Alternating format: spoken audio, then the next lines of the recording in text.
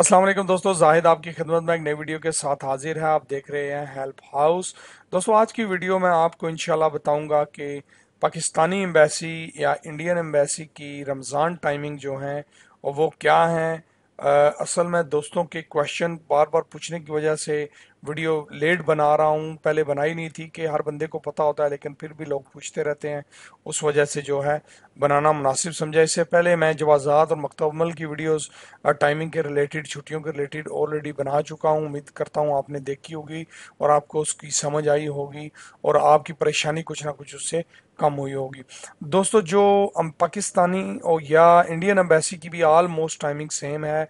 Timing जो है वो सुबह 7 से दिन के 1 बजे तक जो है होती है, जिसमें आप अपना नादरा या पासपोर्ट रीन्यूअल, न्यू कोई भी इश्यूज जो हैं, बर्थ सर्टिफिकेट्स या बे फॉर्म वगैरह कुछ भी जो है आप वहाँ से बनवा सकते हैं।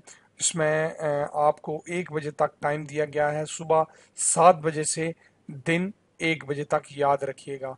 इसके अलावा एम्बेसी से और अगर कोई आपका कोई इशू है, कोई प्रॉब्लम चल रही है आपकी, तो वो सुबह 8 बजे से 2 बजे तक की टाइमिंग है। यानी 7 बजे तक की टाइमिंग भी, 7 से 1 की भी आप फॉलो कर सकते हैं। ऑलमोस्ट 1 घंटा सुबह उन्होंने लेट किया है, वो जो उनके डिपार्टमेंट्स हैं वो अलग होंगे, और दिन में 2 बजे उन्होंने छोड़ना है। ठीक है जी। उम्मीद करता हूँ आपको छोटी सी वीडियो में बहुत ज़्यादा इन्फॉर्मेशन मिली है और आप इस वीडियो को लाइक पसंद करेंगे।